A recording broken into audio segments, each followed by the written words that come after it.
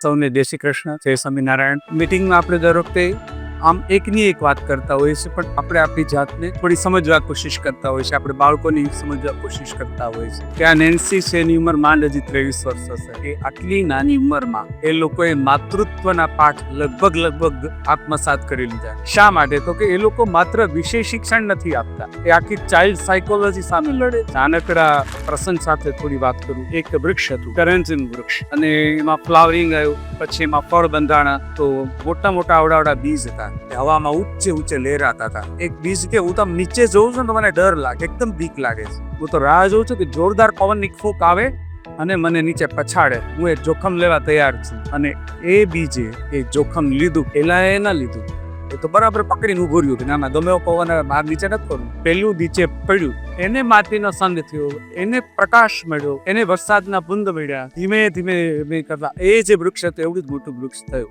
આપણે આપણા સંતાન માટે આવી તૈયારી રાખીએ છીએ કે ભલે તું પડ, ભલે કને લાગે તો વટવૃક્ષ બની શકાય. અમારે ઘરે એક પ્રસંગ બન્યો હતો. અમારે ત્યાં કેટલાક મહેમાન આવ્યા. એમાં બસ આવડી જુબારનું 10-12 વર્ષનું એક છોકરો પણ હતો. મારા પત્નીએ પૂછ્યું કે બેટા નાસ્તામાં શું લઈશ? તો કે આંટી નાસ્તો નથી જોતો, તમારે વાઈફાઈ નું પાસવર્ડ આપો. આટલો સમય બદલાઈ રહ્યો છે કે એને એની અગ્રીમતા હોય, એની પસંદગી આખી અલગ છે. આપણી પણ સાયકોલોજી સમજવી છે અને આપણે આપણા બાળકોની સાયકોલોજી પણ સમજવાની છે.